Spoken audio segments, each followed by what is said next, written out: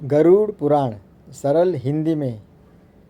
भाइयों, आप सभी का मेरी चैनल में स्वागत है। आज हम गरुड़ पुराण का अध्याय 3 पढ़ेंगे। आइए मेरे साथ में जुड़ते हैं।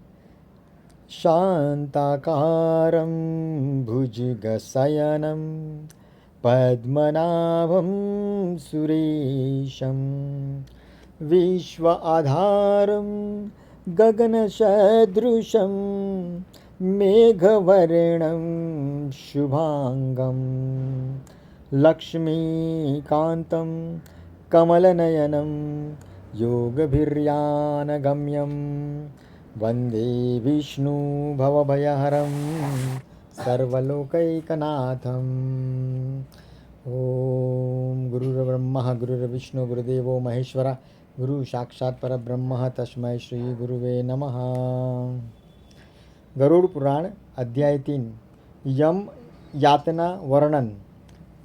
गरुड़ जी ने पूछा, यम मार्ग का अतिक्रमण करके वह पापी जीवन यमलोक में पहुंचकर किन किन प्रकार की यातनाओं को भोगता है, वह मुझे कहिए। श्री भगवान विष्णु बोले, मैं इसका अधांत वृत्तांत कहूँगा, सुनिए। मेरे कहे हुए नरक वर्णन से ही तुम काँप जाओगे। हे गरुड़,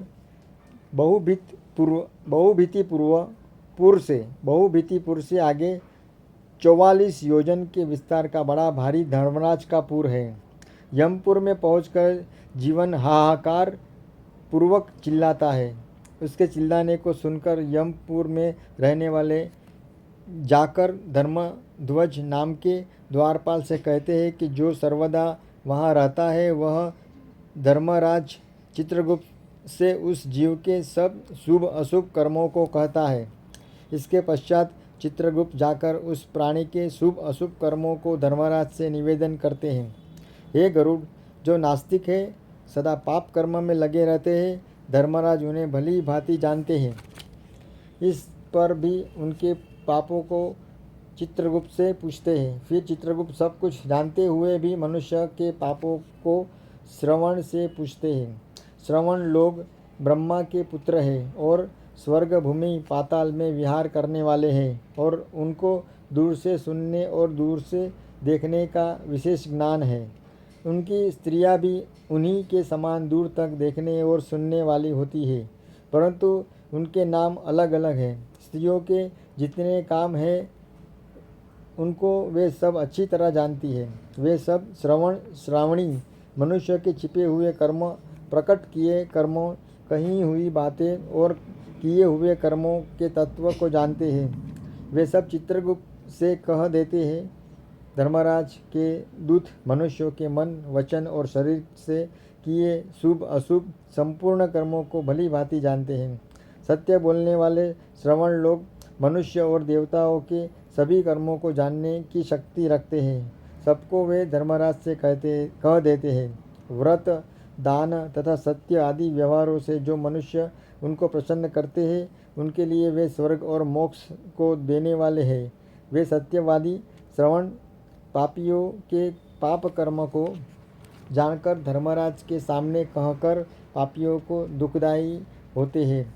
सूर्य, चंद्रमा, वायु, अग्नि, आकाश, भूमि, जल, हृदय आत्मा, यम, दिन रात्रि, दोनों काल की संध्या और धर्म, ये मनुष्य के आचरण को जानने वाले हैं। धर्मराज, चित्रगुप्त, श्रवण और सूर्य आदि जो देवता है, ये शरीर में रहकर सब प्रकार के पाप और पुण्य को देखते हैं। इस प्रकार यमराज पापी मनुष्यों के पापों का भली भांति जानकर उस पापी जीव को बुलाकर अपने भयंकर स्वरूप दिखाते हैं। वह पापी प्राणी दंड हाथ में लिए बहुत लंबे शरीर वाले भैंसे के ऊपर बैठे हुए यमराज के भयंकर स्वरूप को देखता है। प्रलय काल के मेघ के समान जिनका गर्जना है, कज्जल पर्वत के समान ऊंचा और काला शरीर है, जो बिजली के समान चमकने वाले शस्त्रों को धारण किए 32 भुजा वाले हैं। 3 योजन का विस्तृत शरीर है। बावली के समान विशाल नेत्र है, जिनके भयानक दांत और मुख, लाल नेत्र, दीर्घ नासिका है।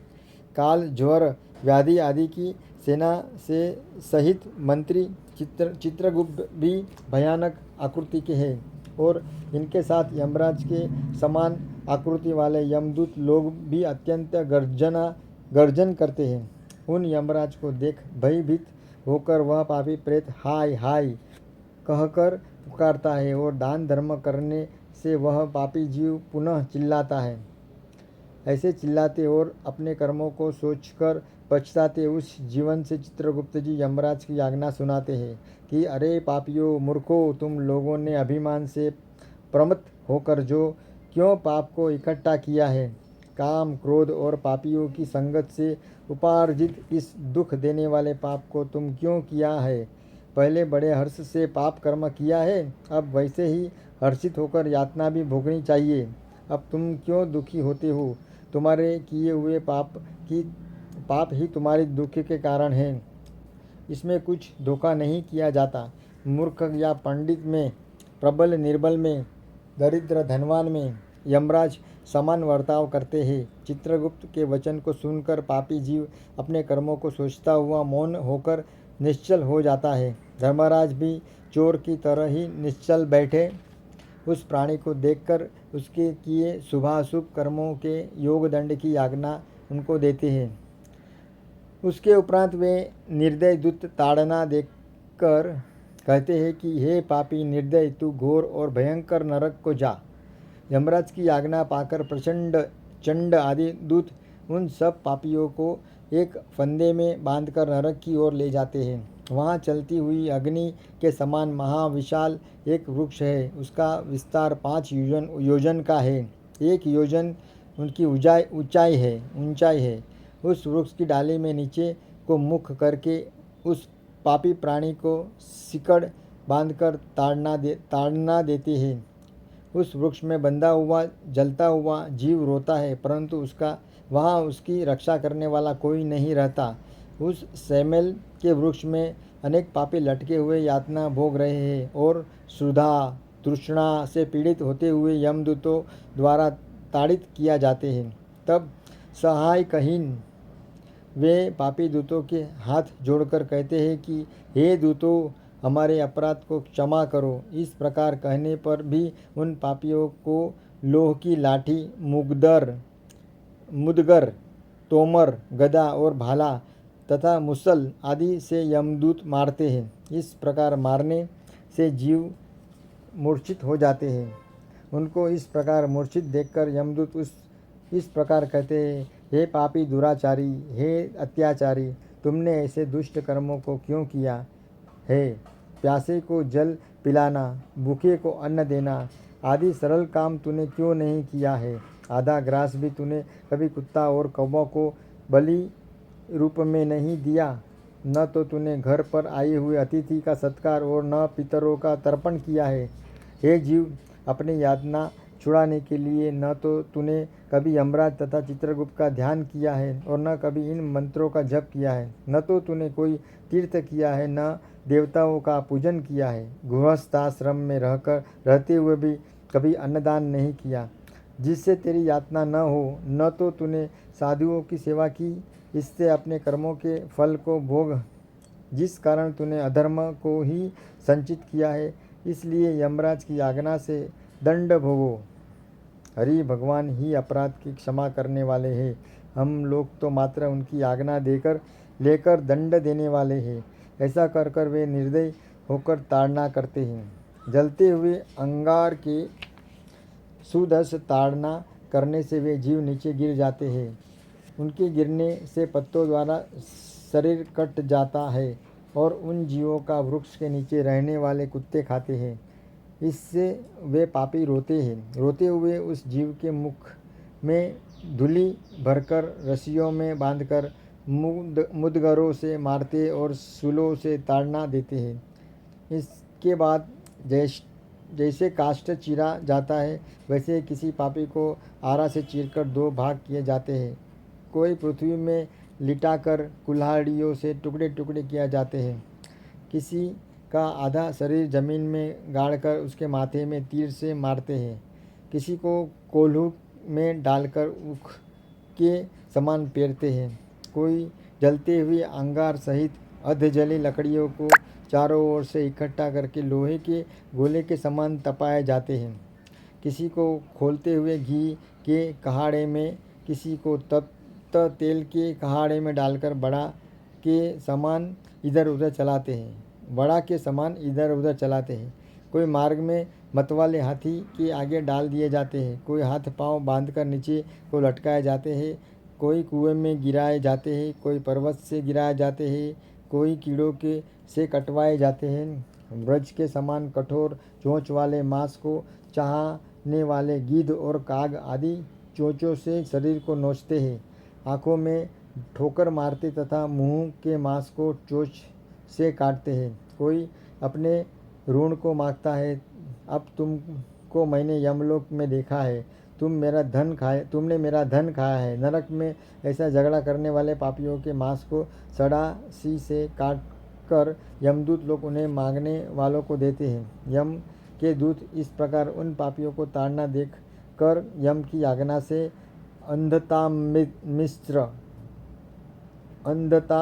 मिस्र आदि नरकों में डाल देते हैं।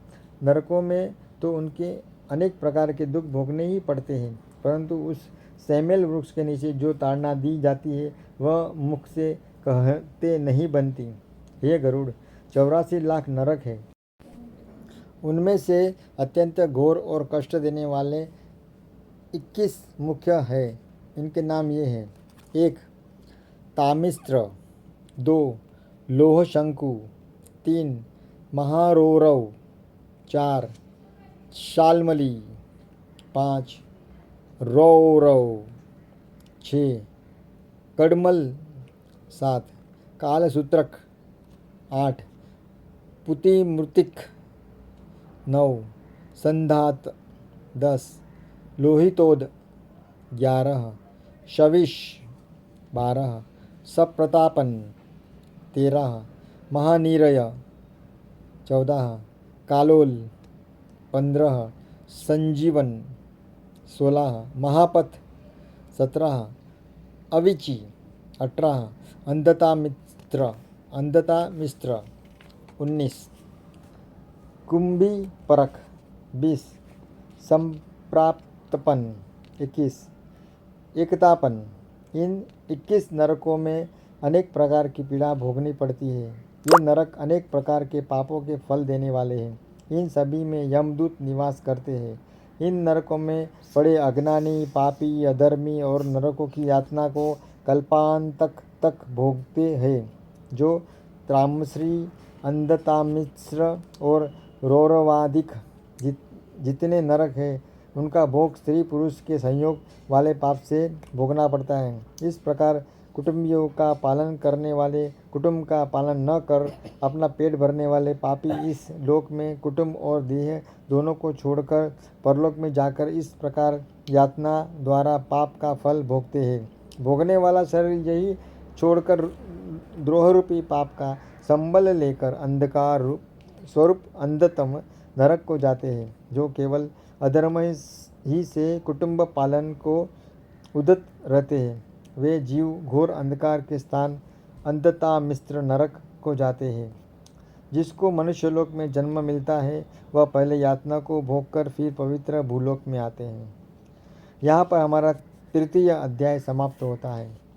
सुदेवं सुतं देवं कंसचारुणमर्दनं देवकी परमानंदं श्रीकृष्णं वंदे जगद्गुरु। गुरुर्ब्रह्मा गुरुर्विष्णु गुरुदेवो महेश्वरा, गुरु साक्षात् परब्रह्म तस्मै श्री गुरुवे नमः। ओम शांति, ओम शांति, ओम शांति। हरि ओम। दोस्तों, मेरा ये प्रयत्न अगर आपको अच्छा लगे तो प्लीज़ मेरी चैनल @जीवनरथ_अनिल को लाइक, शेयर और सब्सक्राइब कीजिए। हरि ओम। Thank you.